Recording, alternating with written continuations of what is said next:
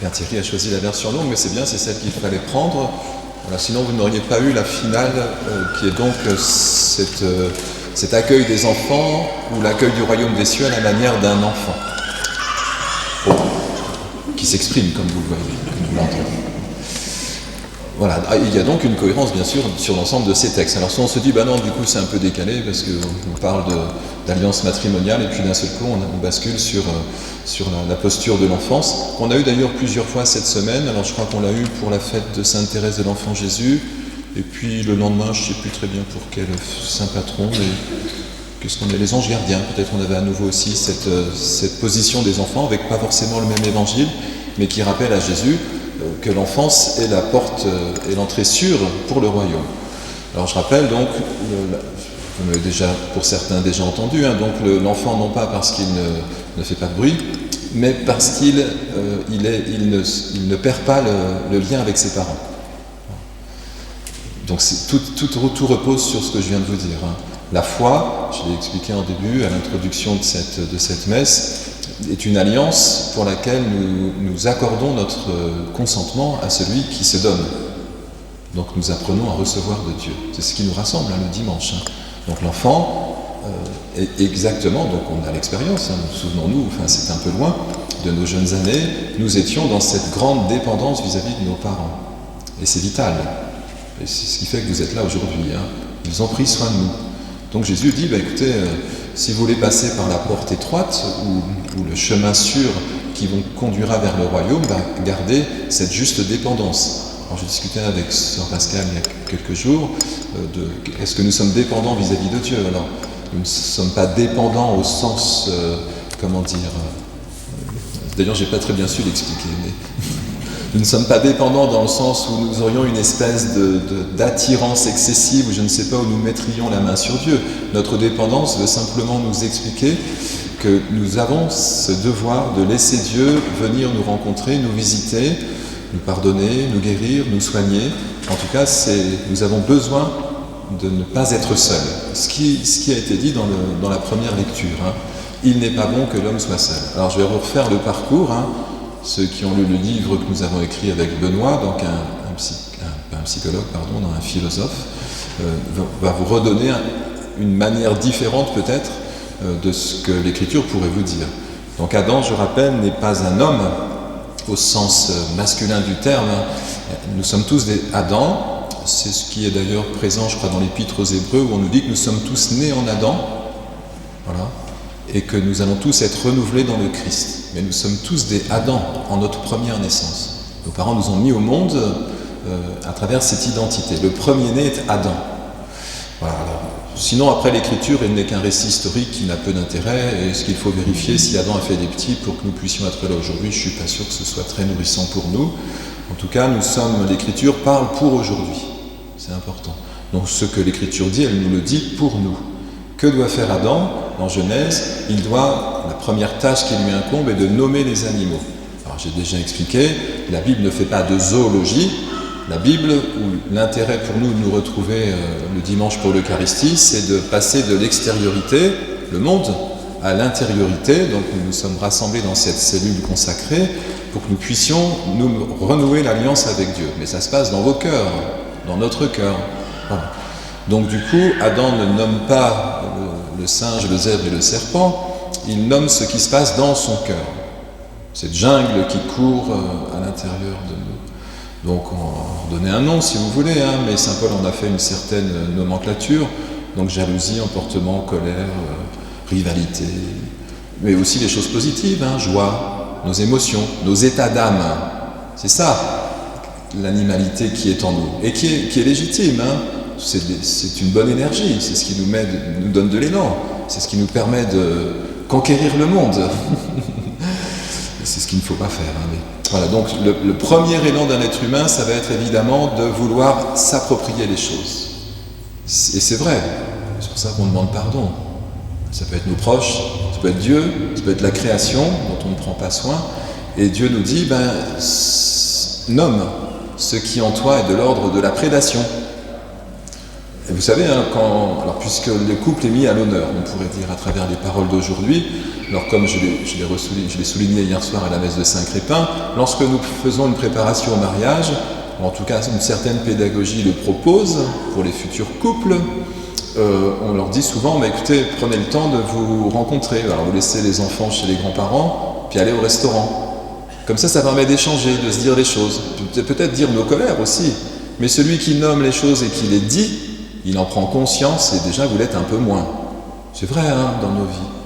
Si nous sommes capables de dire à l'autre, je ne suis pas content parce que tu as fait telle chose, ou au contraire, merci pour cette générosité, ta gentillesse, ou en tout cas que nous puissions verbaliser, c'est déjà un progrès dans l'humanité. Ce qui n'est pas dit risque de devenir dangereux. Pourquoi ? Parce que tout ce qui reste à l'intérieur et qui n'est pas nommé, écoutez, si c'est de l'ordre animal, le risque c'est que l'animal grandisse et qu'il prenne le pouvoir. Voilà. Et la jungle devient dangereuse toujours à l'intérieur de nous. Alors très bien, Adam a fait ce travail, il a été voir le psychologue, le psychanalyste, je ne sais trop, ou en tout cas il a parlé avec ses proches, mais comme lorsque nous étions enfants. Souvenez-vous, le jour de votre cauchemar, vous avez appelé vos parents et vos parents vous ont rassuré. Je vous l'ai dit, il faut rester dans cette capacité de l'enfance de pouvoir exprimer les choses, comme ils savent le faire, et puis les parents nous rassurent. Donc nous ne perdons pas la relation. Mais une fois qu'Adam a fait ce travail de nomination, il est seul, nous dit l'Écriture. Je vous le relis, non, mais vous s'en souvenez. Il n'est pas bon que l'homme soit seul. Alors, une fois que la nomination est faite, il ne trouva aucune aide qui lui corresponde. Alors Dieu le plonge dans un sommeil mystérieux. On est au début de la Bible, là, vous êtes sur les 2 premiers chapitres. Celui-ci, ça doit être le premier. Je ne sais plus, il faudra vérifier. Thierry doit savoir. Bon, je ne sais plus, c'est soit le premier, soit le 2e chapitre. Quel est ce sommeil mystérieux ? C'est le 2e, me dit Thierry. Quel est ce sommeil mystérieux ? C'est celui qui a été développé dans l'Épître aux Hébreux. Je vous relis. Jésus qui a été abaissé un peu en dessous des anges, nous le voyons couronné de gloire et d'honneur à cause de sa passion et de sa mort. Donc ça, c'est un sommeil mystérieux. La passion et la mort, c'est notre baptême, je vous le rappelle. Nous sommes entrés ce jour-là du premier-né que nous étions, Adam, au nouveau-né, au second-né, l'être renouvelé qui a permis ce sacrifice, le Fils de Dieu, si vous préférez. C'est ce qui est dit à la fin de l'Épître aux Hébreux que nous avons entendu. Jésus n'a pas honte de nous appeler ses frères. Pourquoi ? Parce que nous sommes entrés dans la même mort que lui. C'est le sens de tous les sacrements. Nul sacrement ne se vit sans entrer dans la passion pour avoir part à la résurrection. Il y a un changement d'état. Donc vous perdez le premier état. Adam devient le nouvel Adam. Ça va ? Bon, je continue. Donc la passion et la mort est un sommeil mystérieux. Pourquoi ? Parce que, je vous l'ai dit, il faut ressembler aux enfants. Ça veut dire que vous laissez un autre vous guider. Ça veut dire qu'il faut lâcher prise. C'est pour ça qu'on vient à la messe. Je rappelle donc, le sacrement de l'Eucharistie, c'est faire mémoire de ce que Jésus a vécu. Qu'a-t-il fait ? Ceci est mon corps livré pour vous. Ceci est mon sang versé pour vous.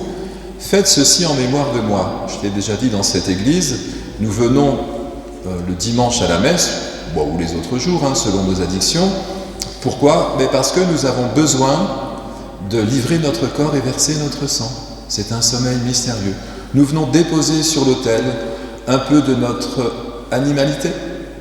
Les choses qui ne se sont pas bien passées cette semaine, ou au contraire, les actions de grâce que nous avons vécues.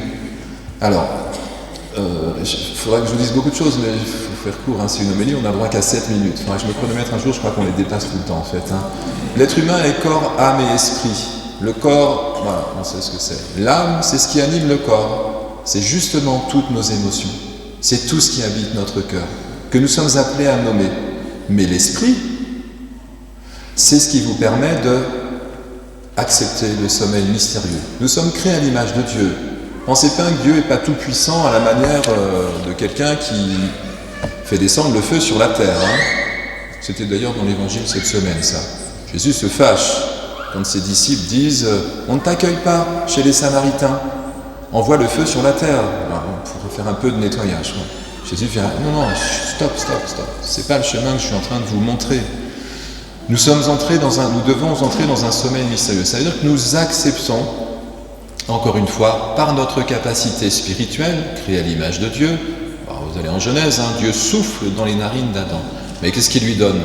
Ce qu'il est lui-même, cette capacité à laisser Dieu venir sanctifier la maison. Je rappelle qu'un saint n'est pas quelqu'un qui est né saint, c'est quelqu'un qui a fait le chemin de conversion que je viens d'indiquer. Dieu seul est saint, 3 fois, on va le dire tout à l'heure, on va le chanter. Nous sommes sanctifiés.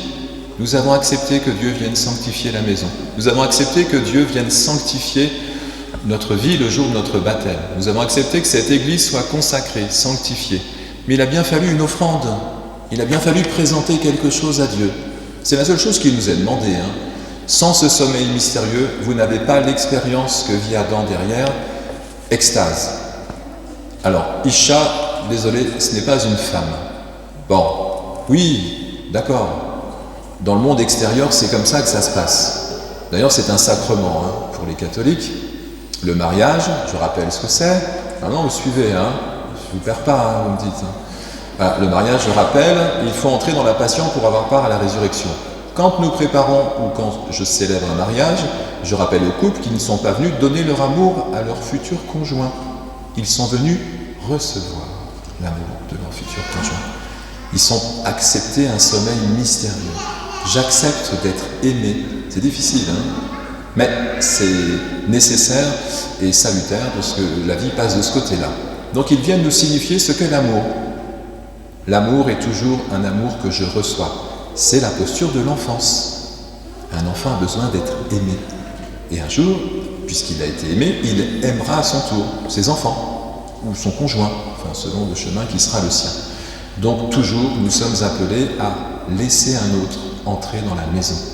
Si je le vis, eh bien vous devenez, ce qui est dit à la fin du texte de la Genèse que vous avez entendu, l'homme quittera son père et sa mère. C'est un sommeil mystérieux, ça encore, non? Il faut lâcher quelque chose. L'homme quittera son père et sa mère, il s'attachera à son Isha et ils deviendront une chair une. Ça veut dire que oui, très bien, dans le monde extérieur, l'homme et la femme montrent cette communion. Alors la communion n'est pas la confusion, Communion, c'est uni avec. Pourquoi? Parce que j'accueille l'autre. Confusion, c'est que je lui mets la main dessus. Donc je disparais et l'autre aussi. Donc c'est pas très bon, c'est belle le péché. Alors donc, ils deviennent une chair une.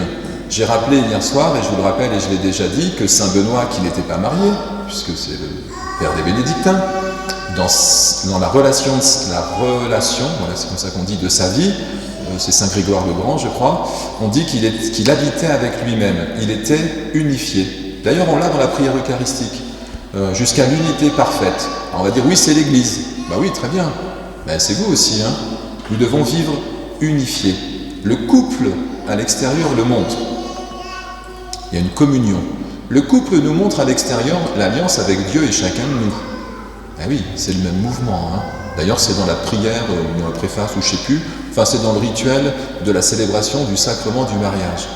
Le couple à l'extérieur nous montre à l'intérieur. Les animaux à l'extérieur nous montrent à l'intérieur.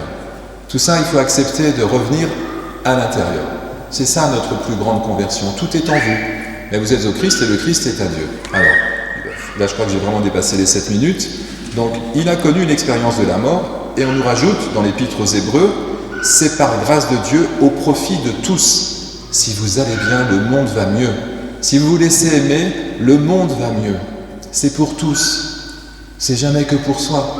C'est pas égoïste ce que je vous dis là. À partir du moment où j'accepte le sommeil mystérieux, la passion pour avoir part à la résurrection, à partir du moment où je livre mon corps et je verse mon sang à la suite du Christ pour célébrer un sacrement, et notamment l'Eucharistie, tout le monde en profite. Si vous allez bien, le monde va mieux. Mais je vous assure, c'est toujours pour tous. Les saints ne sont pas saints pour eux-mêmes, ils sont saints pour tous. C'est pour ça que l'Église les honore. Donc voilà, que ce chemin soit le nôtre, et puis je pense que j'en ai dit suffisamment. En tout cas, alors un dernier mot, mais j'en ai souligné plusieurs, mais on va essayer que ce soit le dernier. Par ses souffrances, Jésus, qui est à l'origine de leur salut, mène toute chose à sa perfection. La souffrance, c'est aussi un sommeil mystérieux. Voilà. C'est pas Jésus dans la douleur de la passion. On n'est pas doloriste dans une église. La souffrance, c'est souffrir avec. Jésus, il a vécu comme nous, notre humanité. Comment a-t-il fait au moment de l'épreuve ? Il n'y en a pas qui en ont des épreuves parmi vous. Alors, je vous ai invité à penser à Jean-Pierre Boulet, bah oui, il est en train de perdre la vie.